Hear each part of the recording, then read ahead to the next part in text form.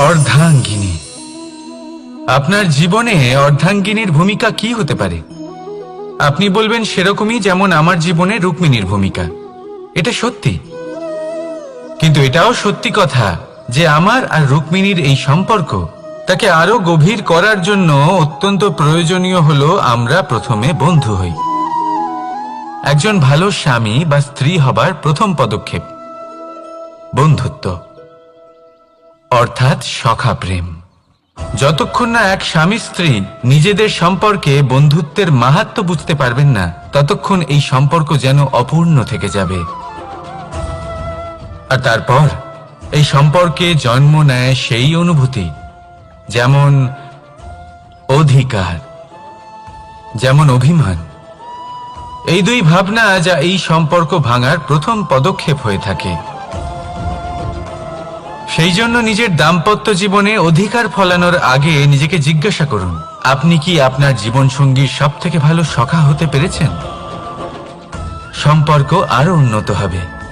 রাধা রাধা। বিবাহ। একজন নারীর জীবনে বিবাহের গুরুত্ব কতটা? আসুন আমরা কথা বলি রুক্মিণীকে নিয়ে। একজন নারী যিনি পবিত্র মানসিকতা নিয়ে কাউকে ভালোবেসেছেন, তাকে বিয়ে করতে চেয়েছেন। এবার বিয়ে মানে কাউকে পাওয়া, মানে কারোর হাত ধরে আগামী সমস্ত জীবন তার সাথে কাটিয়ে দেওয়া। এবার আমার হাত ধরে রুক্মিণী বিয়ের সুখ তো নিশ্চয়ই পেয়েছে, কিন্তু ওর এই প্রেমের যাত্রা এর অন্ত হলো না, বরং তা শুরু হলো। এবার রুক্মিণীর জীবনে সেই অধ্যায় শুরু হয়ে গেছে যেখানে ওকে সেই মানুষকে বুঝতে হবে যার হাত ধরে সমস্ত জীবন অতিবাহিত করার সিদ্ধান্ত নিয়েছে সে। এবার এরকম একটা সময় প্রত্যেকের জীবনে এসে থাকে। প্রত্যেকের মানে আপনারও। আপনার জীবনেও এমন এক সময় আসবে, তার জন্য তৈরি থাকুন। নিজের মনে যা যা বিকার আছে তা কোথাও ত্যাগ করে আসুন, আর পরিশুদ্ধ ভালোবাসা দিয়ে, পবিত্র মন দিয়ে নিজের জীবন সাথীকে বোঝার চেষ্টা করুন, কোনো আশা না রেখে। যদি এরকম করতে পারেন তবেই কঠিন পরীক্ষায় উত্তীর্ণ হবেন, নয়তো নয়। রাধা রাধা। ধৈর্য। এই ধৈর্য কি কোনো গুণ, কোনো অনুভূতি, কোনো দৃষ্টিভঙ্গি? আমার জন্য ধৈর্য এক বাহন। আপনি হয়তো ভাবছেন এই কেমন বাহন? বাহন তো ঘোড়া হতে পারে, হাতি হতে পারে, উটও হতে পারে, কিন্তু ধৈর্যকে বাহন বানানো মানে? চলুন আপনাকে একটা কথা বোঝাই। পৃথিবীতে এমন কোনো বাহন নেই যে তার আরোহীকে আছড়ে ফেলেনি। সেটা উট হোক বা হাতি হোক বা ঘোড়া হোক, চলতে চলতে কখনো নড়বড় করেই বসে। তারপর সেই আরোহী পড়ে কারোর পায়, তারপর পড়ে তার নিজের নজরে। কিন্তু ধৈর্যরূপী বাহন কখনো কাউকে ফেলে না, কখনো না। না সেই আরোহী কারোর পায়ে পড়ে, আর না তো নিজের নজরে। কারণ ধৈর্য আপনাকে বিবেক প্রদান করে, বিবেক আপনাকে পরিকল্পনায় সাহায্য করে, আর পরিকল্পনা প্রদান করে আপনাকে শক্তি, আপনার লক্ষ্যের দিকে অগ্রসর হওয়ার। বুঝলেন? ধৈর্যকে সঙ্গে রাখুন, নিজেকে আরো ধৈর্যশীল করে তুলুন। এই ধৈর্যের সাহায্যে আরোহণ করে দেখুন কিভাবে এই বাহন আপনাকে আপনার গন্তব্যে পৌঁছে দেবে। রাধা রাধা। সমস্যা। এবারে বলুন, সমস্যা কার জীবনে নেই? প্রত্যেকের জীবনে সমস্যা থাকেই। হ্যাঁ, ঠিক আছে, জীবন আছে যখন, তখন সময়ের সাথে সমস্যাও আসবে। কিন্তু প্রত্যেক সমস্যাই কি সময়ই নিয়ে আসে? না, আপনি সমস্ত সমস্যার দায় সময়কে দিতে পারেন না। বেশিরভাগ সমস্যা তো এমন হয়ে থাকে যাদের আমরা নিজেরাই ডেকে আনি। হে সমস্যা, এসো, আমি তোমার জন্য অপেক্ষা করছি। কিভাবে? এবার এটা নির্ভর করছে আপনার হ্যাঁ বা না এর ওপরে। বেশিরভাগ সমস্যাই এই জন্য আসে যেহেতু আমরা বারবার হ্যাঁ বলতে থাকি। আর বেশিরভাগ সমস্যা এই জন্যই আসে যেহেতু আমরা সঠিক সময় না বলতে পারি না। সেই জন্য না ভেবেচিন্তে কোনো কথা বা কোনো প্রস্তাবে সমর্থন করলে তা আপনাকে খুব বড় বিপদে ফেলে দিতে পারে। সেইখানেই কখনো না না বলতে পারা তা আপনাকে তার থেকেও বড় বিপদে ফেলে দিতে পারে। তাই মনে রাখবেন, এই অত্যন্ত জরুরি শিক্ষা। সব সময় খুব ভেবেচিন্তেই হ্যাঁ বলবেন আর দৃঢ়তার সাথে না বলবেন। আর বিশ্বাস করুন, আপনার জীবন অত্যন্ত সুখময় হয়ে যাবে। তাহলে আসুন আমার সাথে ভালোবেসে বলুন, রাধা রাধা। অনেকে আমাকে অনেকবার জিজ্ঞেস করেছেন যে কানাই, রুক্মিণী হলো তোমার অর্ধাঙ্গিনী, তাহলে কেন ওর এই যাত্রা এত কঠিন হলো?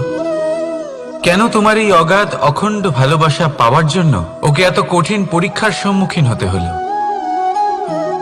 আসুন আমি আপনাকে একটা কথা বোঝাই। অগাধ অখণ্ড ভালোবাসার এই পথ তা তো কঠিনই হবে। এবার এরকমই এক যাত্রা করতে হয়েছে রুক্মিণীকে, পরিশুদ্ধ ভালোবাসা বুঝতে পারার যাত্রা। এমন ভালোবাসা যা কিনা ক্রোধ, ভয়, মোহ, অধিকার, অহংকার, হিংসা এই সমস্ত বিকারের ঊর্ধ্বে। এবার এই যাত্রায় ওকে সাহায্য করবে রাধা। আর শুধু তাই নয়, আমি আপনাকে বলি, সংসারের প্রত্যেক নারী এই যাত্রা করে থাকেন। এবার যে নারী এই যাত্রার শেষ পর্যন্ত পৌঁছতে পারেন, তিনি এক উচ্চ স্তরে পৌঁছে যেতে পারেন, যেখানে তাকে বলা হয় অর্ধাঙ্গিনী। রাধা রাধা। এই পুষ্প দেখতে পাচ্ছেন আপনি? কি সুন্দর এই পুষ্প। সবাই চায় এরকম কোনো এক পুষ্প সে নিজের করে নেবে, নিজের কাছে রাখবে। এবার ভাবুন, এই পুষ্প যে সম্মান পায় তা কিসের জন্য পায়? শুধু কি তাকে সুন্দর দেখতে বলে? আসুন আপনাকে একটা কথা বোঝাই। এই ফুল যখন গাছে থাকে তখন এই রূপ আমাদের আকর্ষণ করে। এই ফুল দিয়ে যদি আপনি মালা বানান, কোনো মূর্তিতে দেন, তাহলে তা সম্মানের নিদর্শন হয়। এবার এই ফুলই যদি আপনি বিছানাতে ছড়িয়ে দেন, তাহলে সেই দৃশ্য দেখে সেই সুবাসে আপনার মন পুলকিত হয়ে ওঠে। কিন্তু ভাবুন, এই পুষ্পই যদি আপনি চিতায় সাজান, তাহলে এই পুষ্পকে আর কেউ সম্মান করে না। একই রকম কথা, সেই একই পুষ্প এক পরিস্থিতিতে সম্মান পাচ্ছে, এক পরিস্থিতিতে নয়। কেন? কারণ এতেই লুকিয়ে রয়েছে একটা গুরুত্বপূর্ণ শিক্ষা। এর সারমর্ম হলো এটাই যে এই সম্মান ব্যক্তি বা বস্তুকে করা হয় না, সম্মান করা হয় সময় এবং পরিস্থিতিকে। এবার এই যে সময়, তা কখনোই আমাদের বশে থাকে না, আমাদের বশে থাকে পরিস্থিতি। আমাদের পরিস্থিতি কেমন হবে তার সিদ্ধান্ত স্বয়ং আমরাই নিই। আর যেরকম আমাদের পরিস্থিতি হবে সেরকমই আমাদের সম্মান করা হবে। তাহলে আসুন আমার সাথে ভালোবেসে বলুন, রাধা রাধা। সাফল্য, সাফল্য এই পৃথিবীতে কে না পেতে চান?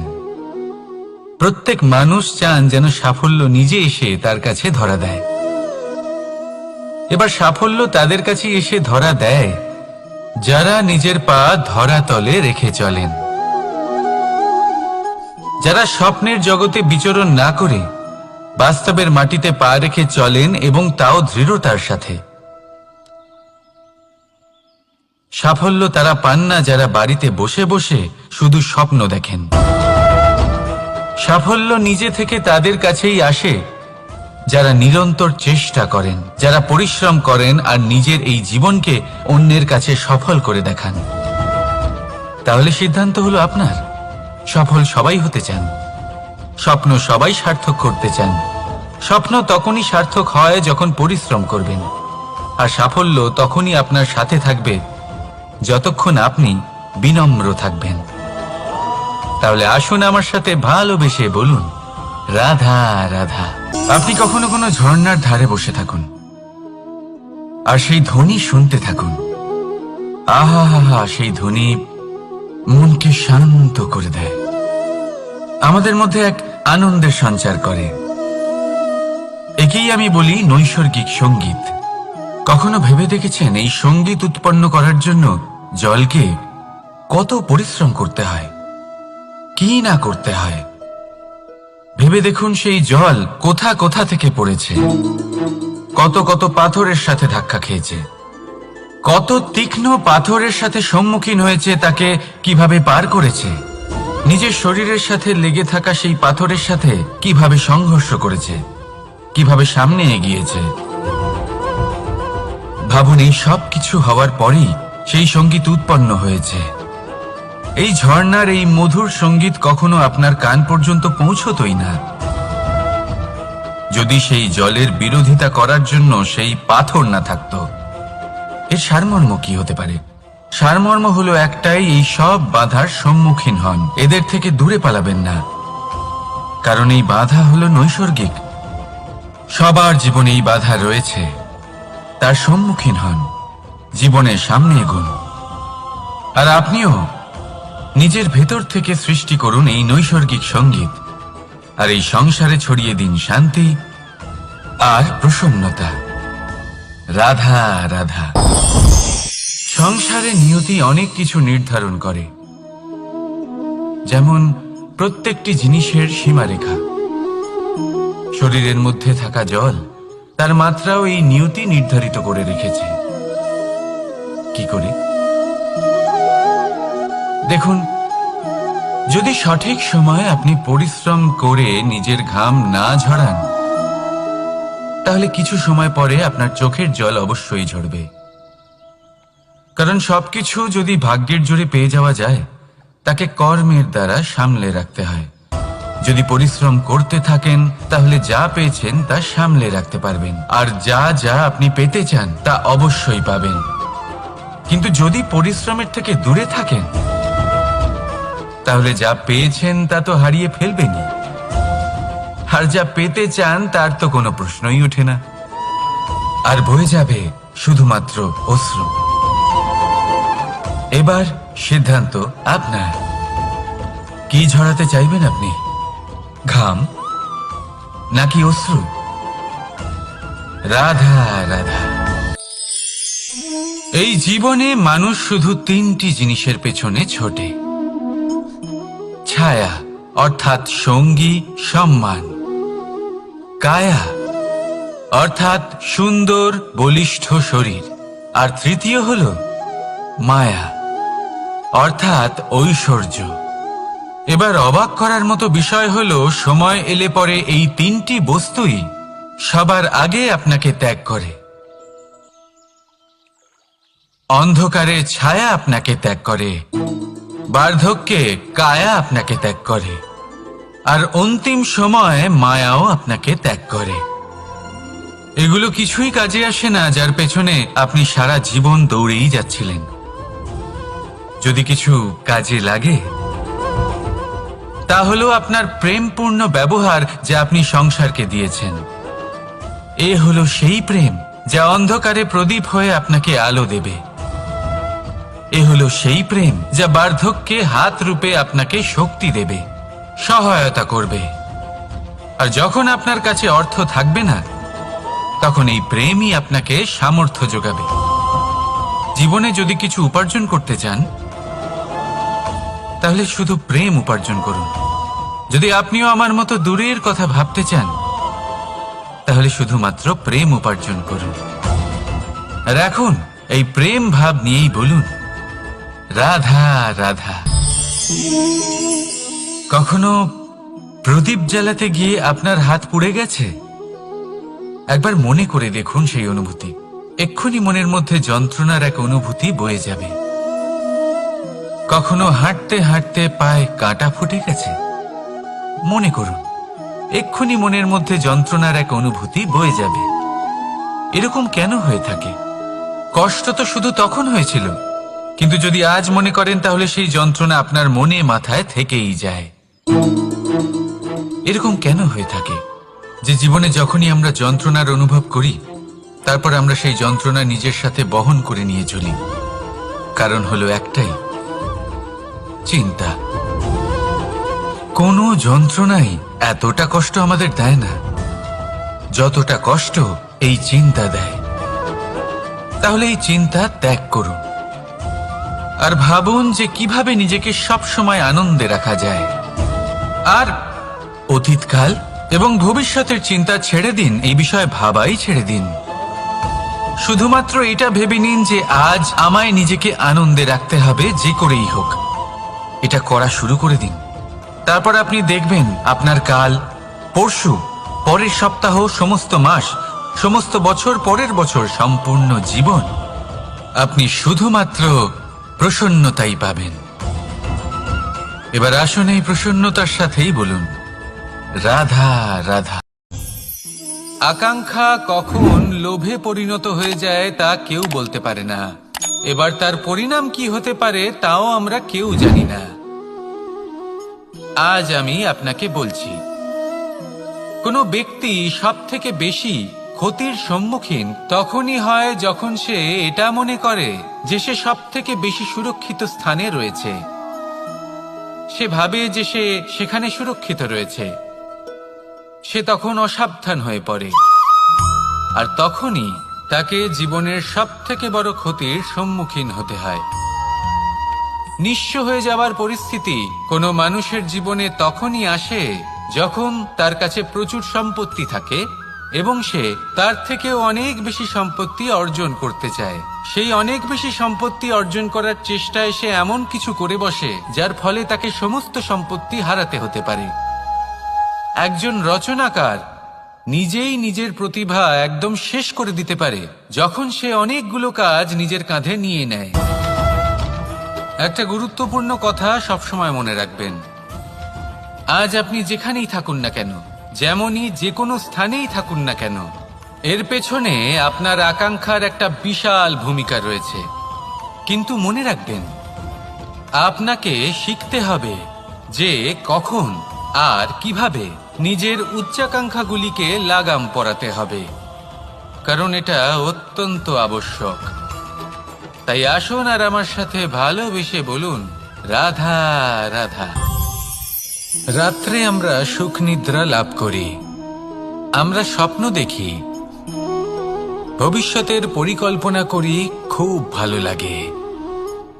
সকালে যখন চোখ খুলি, নিদ্রা ভঙ্গ হয়, স্বপ্ন সেইখানেই ভেঙে যায়, আর তারপর আমরা আমাদের রোজকার জীবন যাপন করি। স্বপ্ন হয়তো মানুষ রাতের বেলায় দেখেন, কিন্তু সেটাকে সার্থক দিনের বেলাতেই করতে হয়। রাতে মধুর বাতাসের নিচে কোমল শয্যায় শুয়ে মাতার গলায় মিষ্টি গান শুনতে শুনতে নিদ্রায় আচ্ছন্ন হওয়া, স্বপ্ন দেখা, ভবিষ্যতের পরিকল্পনা করা বড়ই সরল। কিন্তু সকালবেলায় সময় মতো উঠে সূর্যের তাপ সহ্য করে, সেই উষ্ণতা সহ্য করে সর্বাঙ্গ ঘেমে গিয়ে নিজের পথ খুঁজে বের করা, সেই পথে অগ্রসর হওয়া, বাধা বিপত্তি এসবের সম্মুখীন হওয়া, আর তারপর লক্ষ্য লাভ করা, এগুলো কঠিন কাজ। এ হলো অত্যন্ত কঠিন কাজ। যদি আপনি চান যে স্বপ্ন আপনি দেখেছেন তা সত্যি হোক, তাহলে দিনের বেলায় আপনাকে বেরিয়ে কর্ম করতেই হবে, পরিশ্রম করতেই হবে। মনের এই চক্ষু দিয়ে স্বপ্ন দেখা সম্ভব, কিন্তু যদি আপনি বুঝতে পারেন যে এই স্বপ্নই হলো আপনার লক্ষ্য, তাহলে তাকে সার্থক করতে শুধুমাত্র পরিশ্রম দ্বারাই করতে হবে। তাহলে পরিশ্রম করুন আর আমার সাথে ভালোবেসে বলুন, রাধা রাধা। মানুষের জীবনে তিনটি গুণ অত্যন্ত প্রয়োজনীয়: শ্রদ্ধা, বিনম্রতা, যোগ্যতা। যদি জ্ঞান লাভ করতে চান তাহলে শ্রদ্ধার প্রয়োজন, যদি মান লাভ করতে চান তাহলে স্বভাবে বিনম্র হওয়া প্রয়োজন, আর যদি মনোবাঞ্ছিত স্থান লাভ করতে চান তাহলে যোগ্যতার প্রয়োজন। বিষয়টা সহজ। শ্রদ্ধা আপনাকে জ্ঞান দেবে, নম্রতা আপনাকে মান, আর যোগ্যতা উচিত স্থান দেবে। কিন্তু যদি আপনি এই তিনটি গুণ সম্মিলিত করেন, তাহলে এমন কিছু লাভ করবেন যা এই সব কিছুর থেকে অনেক ঊর্ধ্বে। সম্মান, আর এ হলো সেই সম্মান যা প্রত্যেক মানুষের নিজের জীবনে লাভ করতে চেষ্টা করা উচিত। কারণ এই হলো সেই সম্মান যার কারণে আপনি চলে যাওয়ার পরেও এই সংসার আপনাকে ভালোবাসবে আর মনে রাখবে। আসুন আমার সাথে ভালোবেসে বলুন, রাধা রাধা। অনেক সময় আমরা জীবনে অনেক মানুষকে এমন বলতে শুনে থাকি যে আমি অসফল হয়েছি কারণ আমার সময় ভালো যাচ্ছিল না। আমি এই জিনিসটা লাভ করতে চাইছিলাম কিন্তু করতে পারলাম না কারণ আমার সময়টা ভালো যাচ্ছিল না। আমি আমার জীবনে ওই মহান কাজটা করতে চাইছিলাম কিন্তু করতে পারলাম না। কেন? কারণ আমার সময়টা ভালো যাচ্ছিল না। কিন্তু যে মুহূর্তে ভালো সময় আমার জীবনে আসবে আমি সব কিছু প্রাপ্ত করব। এমন প্রায় প্রত্যেকেই বলেন। আসুন একটা কথা বোঝা যাক। একজন মালিকে দেখুন, সে প্রত্যেক দিন গাছের সেবা করে, তাকে জল দেয়, তার যত্ন আত্তি করে। কেন? প্রত্যেক দিন সেই গাছ ফল দেয় না। সঠিক সময় এলে তবেই সেই গাছ ফল দেয়, কিন্তু প্রত্যেক দিন মালি তার সেবা করে, তাকে যত্ন করে। শুধুমাত্র তখন করে না যখন সেই গাছ ফল দিতে সক্ষম। আর যদি মালি গাছের যত্ন প্রতিদিন না করে তাহলে হয়তো সেই গাছ ফল দিতেই পারবে না। এটাই হলো আমাদের জন্য একটা শিক্ষা। যখন সময় আমাদের জন্য অপেক্ষা করে না তখন আপনি সময়ের জন্য কেন অপেক্ষা করছেন? ভালো সময়ের জন্য অপেক্ষা করবেন না। ভালো এবং শুভ কর্ম দ্বারা ভালো সময়কে নিজের কাছে টেনে আনুন। নিরন্তর কর্ম করুন, পরিশ্রম করতে থাকুন। শুভ সময় আপনা থেকেই আপনার কাছে আসবে। আসুন আমার সাথে ভালোবেসে বলুন, রাধা রাধা। মানুষের এই সংসারে জীবনযাপন করার জন্য কিছু জিনিসের প্রয়োজন পড়ে। এমন কিছু আবেগ, এমন কিছু বস্তু আছে যেগুলো তার প্রয়োজন হয়। কিন্তু সব থেকে বেশি যে জিনিসটা তার প্রয়োজন হয় সেটা হলো সম্মানের। আমাদের ভালো লাগে যখন কেউ আমাদের সম্মান করে। আমরা কাউকে সম্মান করলে তারও সেটা ভালো লাগে। কিন্তু আপনি দেখবেন যে সংসারে বেশিরভাগ মানুষ দুটি মাপদণ্ডের ভিত্তিতে সম্মান করেন। হয় বয়স দেখে করেন বা উপার্জন দেখে, অর্থাৎ সেই ব্যক্তি কতটা উপার্জন করেন। এবার ভেবে দেখুন, এটা আবশ্যক নয় কারোর বয়স যদি বেশি হয় তার বুদ্ধিও ততটাই বেশি হবে। আবশ্যক এটাও নয় যে কোনো ব্যক্তি যদি অত্যন্ত ধনী হন বা তার মনও নির্মল হবে বা তিনি সৎকর্ম করবেন বা এমন কোনো কর্ম করবেন যাতে উনি সম্মান লাভ করতে পারেন। হতে পারে উনি ধনী কিন্তু দুশ্চরিত্র। সেই জন্য বয়স বা উপার্জন দেখে কোনো ব্যক্তিকে সম্মান করবেন না। কর্ম দেখুন। যদি গভীরভাবে ভেবে দেখেন তাহলে দেখবেন যদি কোনো মানুষ কোনো সৎকর্ম করেন তাহলে তার প্রতি হৃদয় থেকে সম্মান জাগ্রত হয়। এটাই হলো সেই সম্মান যা অর্জন করতে হবে। বয়স আজ আছে, কাল আরো বৃদ্ধি পাবে। উপার্জন আজ আছে, কাল সেটা কমে যেতেও পারে। কিন্তু যদি আপনি নিরন্তর শুভকর্ম করতে থাকেন তাহলে আপনি মৃত্যুর পরেও অমর হয়ে থাকবেন। আসুন আমার সাথে ভালোবেসে বলুন, রাধা রাধা। পাপ এবং পুণ্য, এই দুই হলো সংসারের এমন দুই বিন্দু যাকে কেন্দ্র করে এই সংসারের চক্র ঘুরতে থাকে। আমরা যদি কোনো কর্ম বিচার করি হয় পুণ্য নয় পাপের দৃষ্টিভঙ্গি দিয়ে, এটা হয় পুণ্য না হলে পাপ। কিন্তু এই পাপ এবং পুণ্য এই দুই নির্ভর করে প্রত্যেক মানুষের ওপর, তার চিন্তাধারা, তার পরিস্থিতির ওপর। ধরুন এমন একজন মানুষ যিনি অনেক দিন ধরে বনে পথ হারিয়েছেন। অনেক দিন হয়তো উনি কোনো খাবার খাননি। এবার এমন পরিস্থিতি চলে এসছে যে এবার যদি উনি খাবার না খান তাহলে হয়তো জীবিতই থাকবেন না। আর এমন অবস্থায় ওনার সামনে যদি কোনো প্রাণী আসে তাহলে তাকে শিকার করা, এটা কিন্তু তার কাছে পাপ নয়। এটা তো জীবিত থাকার একমাত্র উপায়। এটা তার কাছে পুণ্য সম।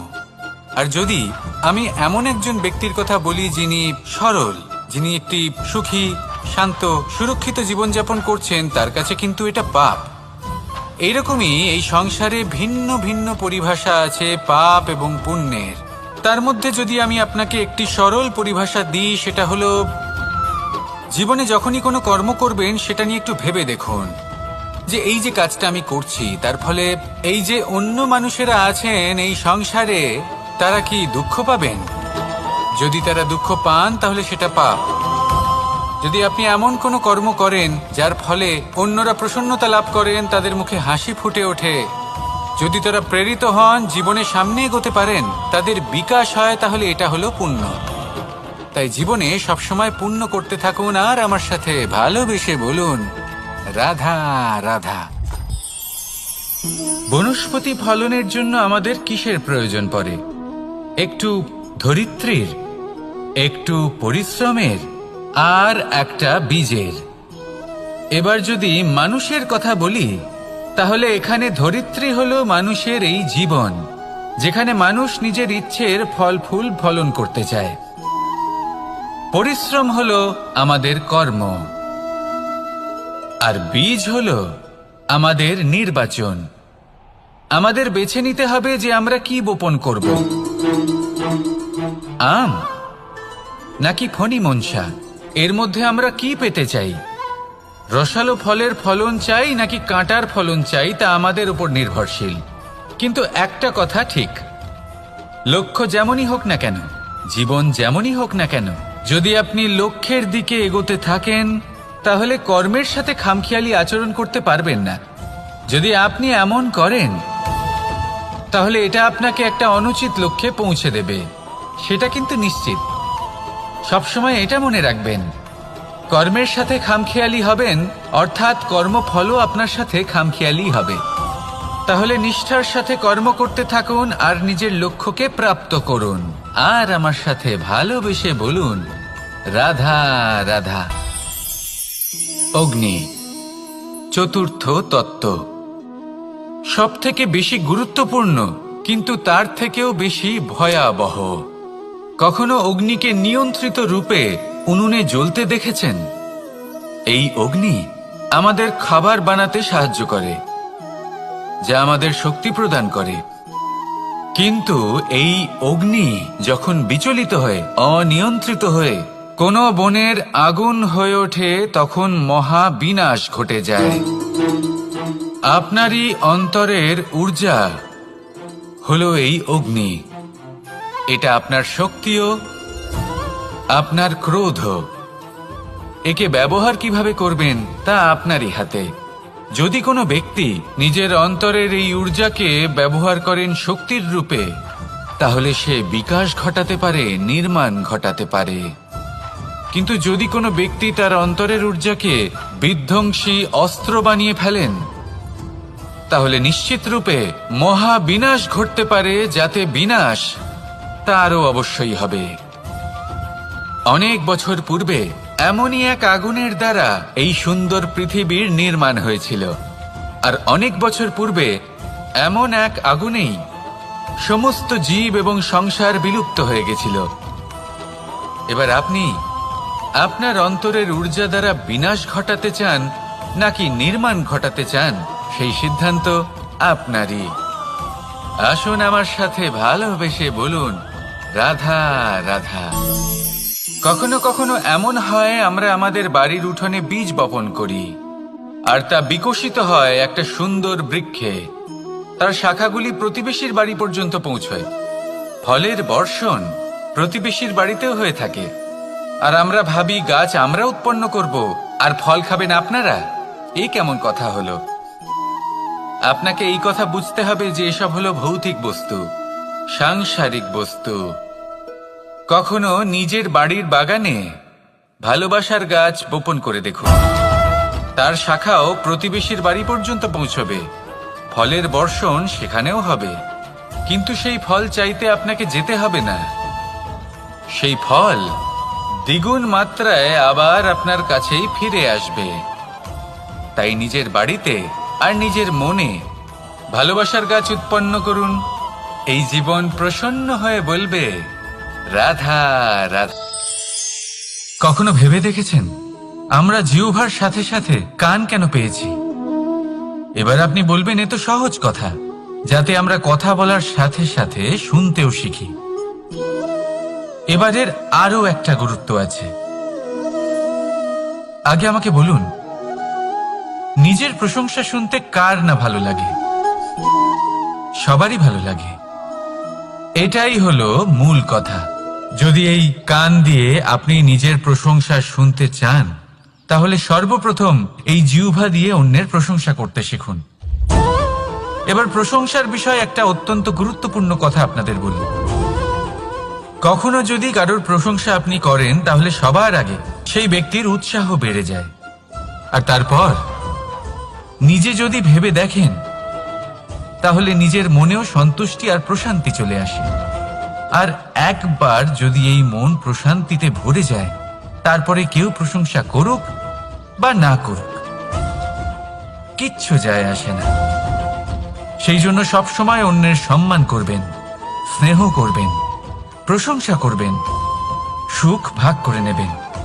যার মধ্যে যেটা ভালো আছে তা বলুন, তাকে মনে করান তিনিও ভালো, তার উৎসাহ বাড়িয়ে তুলুন। তিনি জীবনে সামনে এগোবেন, আর এই ব্রহ্মাণ্ড আপনাকে কখনো পিছিয়ে থাকতে দেবে না। রাধা রাধা। সত্য এবং অসত্য দুটোর মধ্যে পার্থক্য কি আছে? পার্থক্য হলো অ অক্ষরটার। এবার অ দিয়ে হতে পারে আরম্ভ, অ দিয়ে হতে পারে অন্ত। সত্য হলো সেটা যেখানে সমস্ত পথের আরম্ভ হয়, অসত্য সেটা যেখানে সমস্ত পথের শেষ হয়। এবার এরা চলতে হয়তো পারে না, কিন্তু তাও ছাপ রেখেই যায়। সত্য সেই ছাপ রেখে যায় যা একটা উজ্জ্বল উৎকৃষ্ট উদাহরণ হতে পারে, আর অসত্য সেই উদাহরণ তৈরি করে যা একটা কলঙ্কিত ইতিহাস তৈরি করে। এখন আপনি আগামী সময়ের জন্য কেমন ছাপ রেখে যাবেন, এই সিদ্ধান্ত পুরোপুরি আপনার। রাধা রাধা। চলুন একটা প্রশ্ন করি। কোন মানুষকে জিজ্ঞাসা করবেন যে সে মূর্খ, অলস, বিবেকহীন, অসফল, এইসব বিশেষণ দিয়ে নিজেকে পরিচিত করতে চাইবে? না। কাউকে জিজ্ঞাসা করুন, আপনি কি মূর্খ? না। আপনি কি অসফল হয়েছেন? না। আপনি কি বিবেকহীন? না। এবার বলুন, আপনি জীবনে মূর্খ ও বিবেকহীন হবার জন্য কোনো ভালো পরিকল্পনা বানিয়েছেন? উত্তর পাবেন না। কারণ কোনো পরিকল্পনা বানানো হয় না যাতে আপনি মূর্খ বা অসফল হন। মানুষ মূর্খ বা অসফল তখন হন যখন কোনো পরিকল্পনাই থাকে না। দেখুন, একটাই ছোট জীবন, তাকে স্থির করুন যাতে অনেক বেশি সংখ্যক মানুষকে আপনি জুড়ে রাখতে পারেন, অনেক বেশি শান্তি পেতে পারেন, অধিকতর সাফল্য লাভ করতে পারেন, বেশিরভাগ মানুষের পথপ্রদর্শক হয়ে তাদের মঙ্গল করতে পারেন। অসফল হয়ে বাড়িতে বসে থাকার চেয়ে ভালো হলো যে আপনি একটা পরিকল্পনা করে অসফল হন, কারণ তখন আপনার কাছে আরো একটা বিকল্প থাকবে, একটা নতুন পরিকল্পনা বানানোর, তাকে সার্থক করার। কারণ এমন কোনো পরিকল্পনা তো অবশ্যই থাকবে যা আপনাকে আপনার লক্ষ্যে পৌঁছে দেবে, তাই তো? রাধা রাধা। সূর্য কারোর জন্য হলেন শক্তিদাতা ঈশ্বর, আবার কোনো প্যাঁচার জন্য হলো চোখ বন্ধ করে দেওয়ার মতো তীব্র আলো। নদী কারোর জন্য হলো তৃষ্ণা মেটানোর স্রোত, আবার কারোর জন্য বন্যারূপী বিনাশকারী আশঙ্কা। সাগর কারোর জন্য হলো নোনা জলের ভান্ডার, আবার কারোর জন্য অগন্তি প্রাণী জগতের সম্ভার। প্রশ্ন হলো, প্রত্যেক ব্যক্তির জন্য প্রত্যেক অনুভূতি বা বস্তুর সারমর্ম আলাদা কেন হয়ে থাকে? যা কারোর জন্য হলো বিষ, তা অন্য কারোর জন্য অমৃত কেন? যা কারোর জন্য অমৃত, তা অন্যের জন্য বিষ কেন? উত্তর বড়ই সোজা। আমরা বস্তু বা অনুভূতিগুলিকে সেভাবে দেখি না যেরকম তা হয়ে থাকে। আমরা বস্তু বা অনুভূতিকে সেভাবে দেখি যেরকম আমরা হয়ে থাকি। এবার এর উপায় কি হতে পারে? নিজেকে পরিশুদ্ধ করুন, সব কিছুই শুদ্ধ হবে। রাধা রাধা। প্রেম ঘৃণা। এই দুই হলো একই শব্দ। কিভাবে? দেখুন না, দুটোতেই আড়াই অক্ষর রয়েছে। দুটোই হলো সেই অনুভূতি যা আমাদের মনের সাথে জড়িত। আর এই দুই অনুভূতির সাথেই জড়িত মানুষ আমাদের জন্য গুরুত্বপূর্ণ। পার্থক্য শুধু এটাই যে প্রেম পায় সম্মান আর ঘৃণাকে করা হয় অবজ্ঞা। এরকম কেন? কারণ প্রেম হলো সেই অনুভূতি যেখানে মানুষ সব কিছু দিয়ে দিতে চায়, সব কিছু লুটিয়ে দিতে চায়। সেখানে ঘৃণা হলো এমন অনুভূতি যেখানে মানুষ সবকিছু কেড়ে নিতে চায়, সবকিছু জিতে নিতে চায়। তাও প্রেমের অনুভূতি কখনো আপনাকে হারতে দেয় না, আর ঘৃণার অনুভূতি কখনো আপনাকে জিততে দেয় না। এবার কি করবেন আপনি? একটাই জীবন। ঘৃণার সাথে বাঁচবেন নাকি প্রেমের সাথে? আমি তো প্রেমকেই চয়ন করব। রাধা রাধা।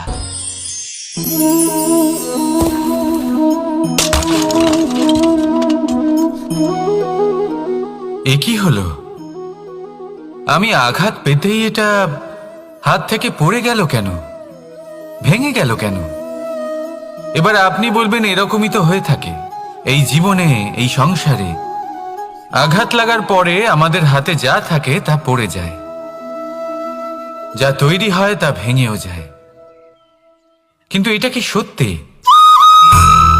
আপনাকে একটা কথা বলে রাখি, আঘাত পেয়ে পড়ে যাবার পরে সংসারের যে কোনো বস্তুই হাত থেকে পড়ে যাক না কেন, সাফল্য অবশ্যই আসে। যতই খারাপভাবে আপনি পড়ে যান, আপনি আঘাত পান, ভবিষ্যৎ অবশ্যই ভালো হবে। কারণ এই আঘাত, অসফলতা, এই অসুবিধা, এগুলো আমাদের এমনভাবে পরিশুদ্ধ করে যেমন আগুন সোনাকে করে থাকে। সেই জন্য জীবনে শুধু সামনে এগোতে থাকুন, দৃঢ়তার সাথে এগোতে থাকুন, আর কখনো আঘাত পেয়ে পড়ে যেতে ভয় পাবেন না। কারণ এটা আসন্ন সাফল্যের সংকেত।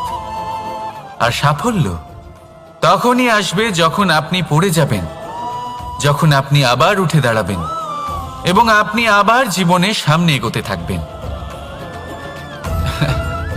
রাধা রাধা। সময় অত্যন্ত কঠোর প্রভু। আপনি অনেক লোককে এটা বলতে শুনে থাকবেন, আমার কাছে এত সময় নেই, এই কাজে আসলে অনেক সময় লেগে যাবে, এই বিষয়ে ভাবার জন্য আমার সময় লাগবে। আচ্ছা, আমি আপনাকে একটা কথা বলে রাখি, যদি আপনি এটা নিশ্চিত করার জন্য বেশি সময় নিয়ে ফেলেন যে আপনার কি করা উচিত, তাহলে সময় এটা নিশ্চয়ই করে নেবে যে আপনার সাথে কি করা যেতে পারে। কারণ এই সময় এ কিন্তু অত্যন্ত কঠোর।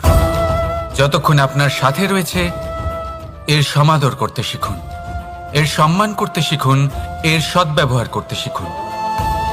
যদি এরকম না করেন তাহলে এই সময়ের নিজেকে আর আপনাকে বদলাতে অধিক সময় লাগবে না। তাহলে আসুন, এবার সময় এসে গেছে ভালোবেসে বলার রাধা রাধা।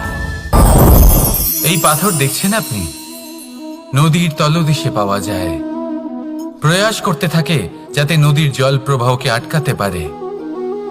আটকাতে কি পারে? কখনোই নয়, বরং তার ধারালো কোণাগুলো মসৃণ হয়ে যায়। এবার এ থেকে কি শিক্ষা পাওয়া যায়?